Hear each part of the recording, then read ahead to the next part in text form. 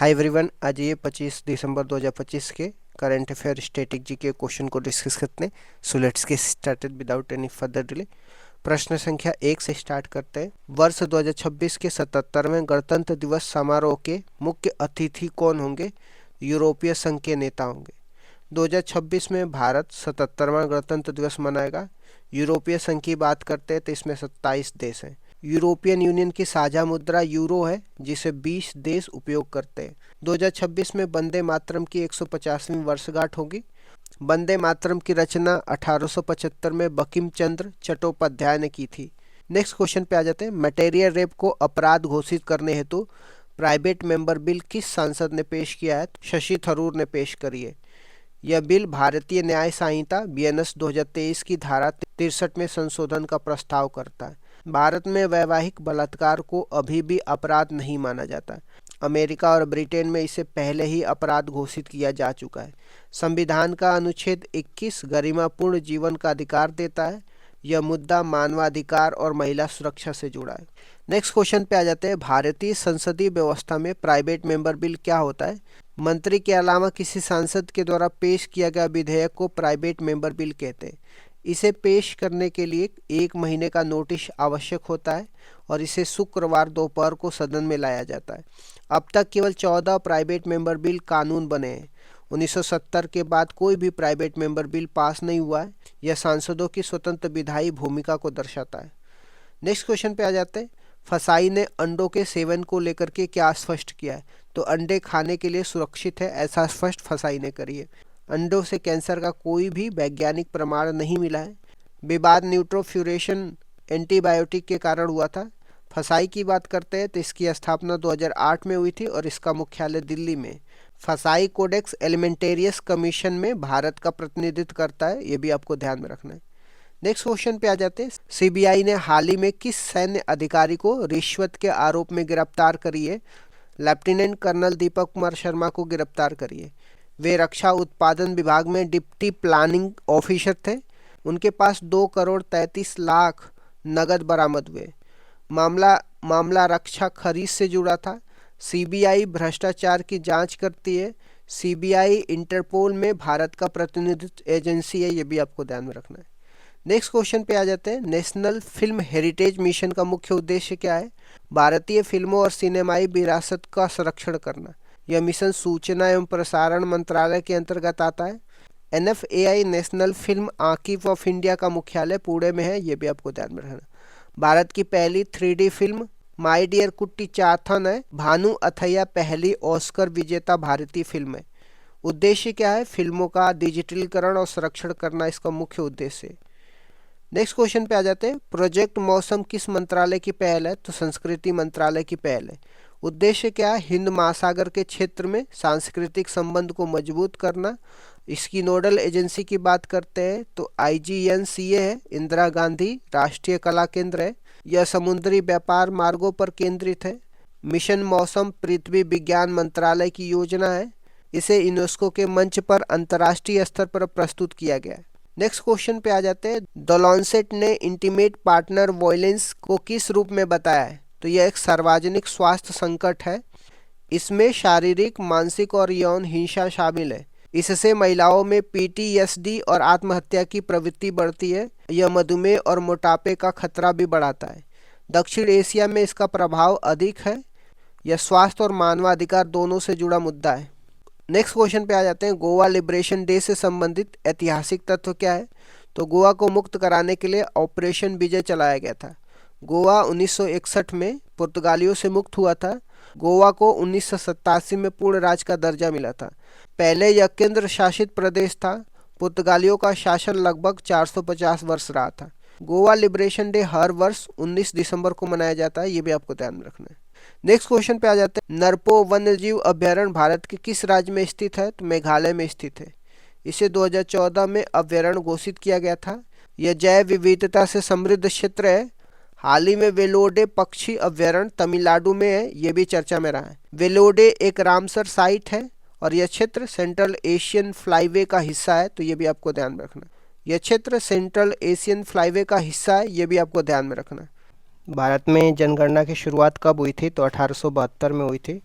और उस समय वॉयसराय कौन थे? मायो। वैज्ञानिक आधार पर या दशकीय आधार पर जनगणना की शुरुआत कब हुई थी? 1881 में हुई थी और उस समय रिपन वॉयसराय थे। और यह तय किया गया कि हर 10 वर्ष के अंतराल में जनगणना होगी।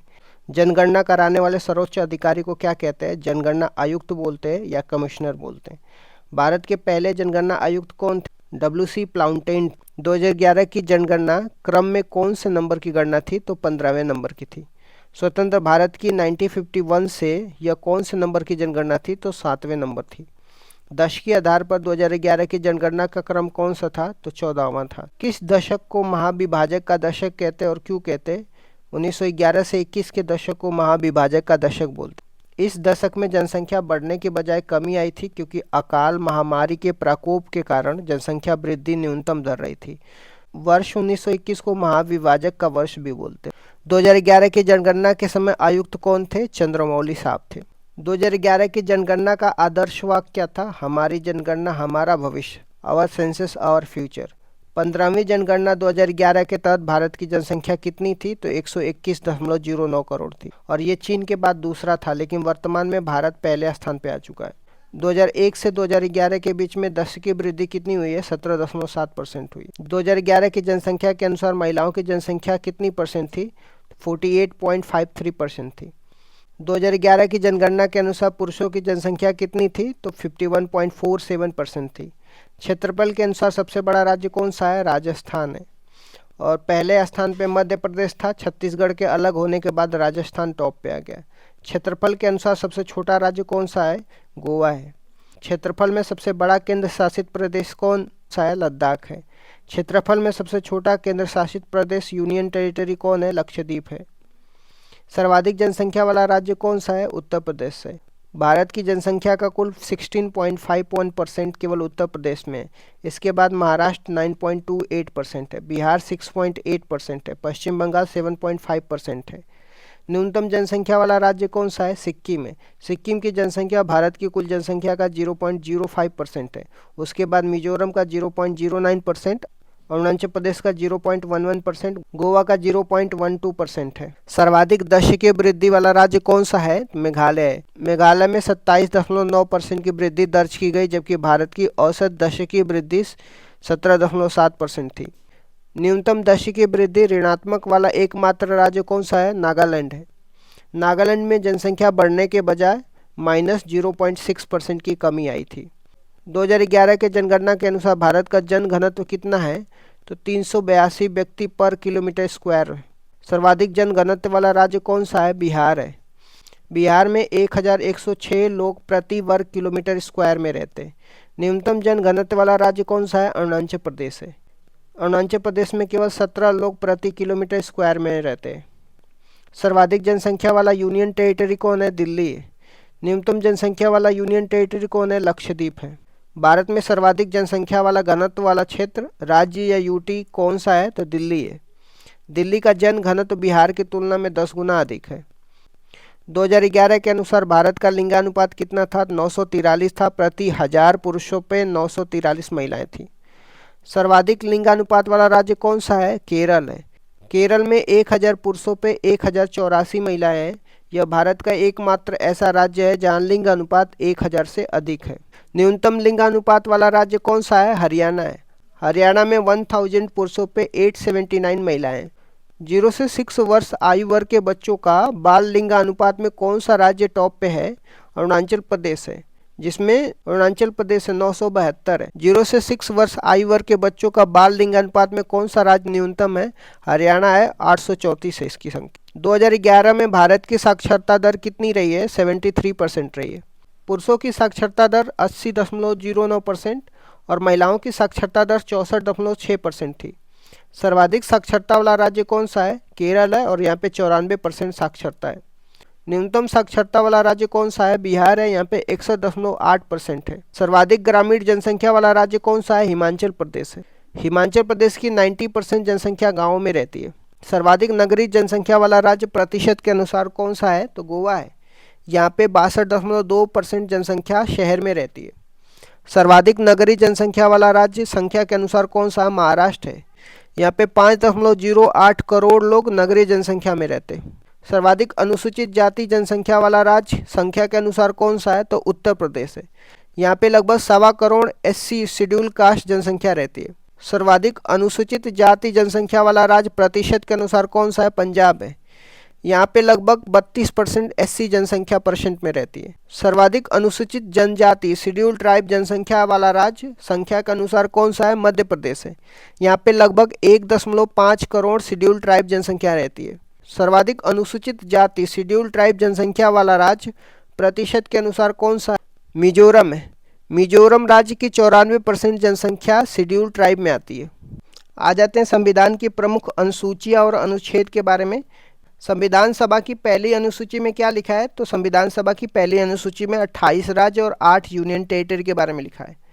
दूसरी अनुसूची किससे संबंधित है? वेतन भत्ते और पेंशन का जिक्र किया गया है। तीसरी अनुसूची किससे संबंधित है? शपथ संबंधी उल्लेख है। चौथी अनुसूची किससे संबंधित है? राज्यसभा की सीटों का उल्लेख चौथी अनुसूची में। पांचवी अनुसूची किससे संबंधित है? अनुसूचित जाति और अनुसूचित जनजाति शेड्यूल कास्ट और शेड्यूल ट्राइब क्षेत्रों के प्रशासन से संबंधित है। छठी अनुसूची में किन 4 राज्यों के जनजातीय प्रशासन का उल्लेख है? असम, त्रिपुरा, मेघालय, मिजोरम। सातवीं अनुसूची किससे संबंधित है? केंद्र और राज्य के बीच शक्ति का बंटवारा दिया गया है, जिसमें संघ सूची, समवर्ती सूची और राज्य सूची दिया गया है। आठवीं अनुसूची में कितनी भाषाएं का उल्लेख किया गया? आठवीं अनुसूची में 22 भाषाओं का उल्लेख किया गया। मूल संविधान में 14 भाषाएं थी। 21वां संविधान संशोधन करके सिंधी जोड़ा जाता है। 71वां संविधान संशोधन करके नेपाली, मणिपुरी और कोंकणी को डाला जाता है। 92वां संविधान संशोधन करके बोडो, डोंगरी, संथाली, मैथिली को जोड़ा जाता है। इस तरीके से 8वीं अनुसूची में 22 भाषाओं का उल्लेख किया गया है। 9वीं अनुसूची किस संविधान संशोधन द्वारा जोड़ी गई और किससे संबंधित है? तो पहले संविधान संशोधन 1951 में जोड़ी गई थी, भूमि सुधार से संबंधित है। 10वीं अनुसूची किस संविधान संशोधन द्वारा जोड़ी गई और किससे संबंधित है? 10वीं अनुसूची 52nd कॉन्स्टिट्यूशनल अमेंडमेंट करके जोड़ी जाती है। इसमें दल बदल संबंधी प्रावधान दिया गया है। 11वीं अनुसूची किस संविधान संशोधन द्वारा जोड़ी जाती है और किससे संबंधित है और इसमें कितने विषय हैं? 11वीं अनुसूची 73वें संविधान संशोधन द्वारा जोड़ा जाता है। 11वीं अनुसूची 73वां संविधान संशोधन द्वारा जोड़ी जाती है, जिसमें पंचायती राज, जिसमें लोकल गवर्नमेंट से संबंधित है। इसमें कुल 29 विषय है। 73वां संविधान संशोधन 24 अप्रैल 1993 से लागू होता है। 12वीं अनुसूची किस संविधान संशोधन द्वारा जोड़ी गई और किससे संबंधित है? 74वां संविधान संशोधन द्वारा 12वीं अनुसूची को जोड़ा जाता है। इसमें नगर निकाय से संबंधित है। आ जाते कुछ रिवीजन करने के लिए। ब्राइट स्टार युद्ध अभ्यास भारत के साथ कौन सा देश शामिल है? मिस्र शामिल है। 3I एटलस दूरबीन कहाँ स्थित है? चिली में। स्कूल कक्षाओं में मोबाइल पर बैन लगाने वाला कौन सा देश बन गया है? South Korea. ई मोबिलिटी को बढ़ावा देने के लिए किसने पहल शुरू करी है? दिल्ली सरकार ने। दोस्ती पहला युद्ध अभ्यास किसके बीच में हुआ है? दिल्ली और ओस्लो के बीच में हुआ है। नया गोल्डन वीजा प्रोग्राम कहाँ पे स्टार्ट हुआ है? ओमान में हुआ है। स्क्रू वर्म परजीवी को कौन फैलाता है? मक्खियाँ फैलाती हैं। नो हेलमेट नो फ्यूल नियम किस राज्य का है? उत्तर प्रदेश का है। 20 साल पुराना फाइट शोर कहाँ पे मिला है? राजस्थान के जैसलमेर में मिला है। ओनम किस राज्य का त्यौहार है? केरल का है। राष्ट्रीय खेल दिवस कब मनाते हैं? 29 अगस्त को मनाते हैं।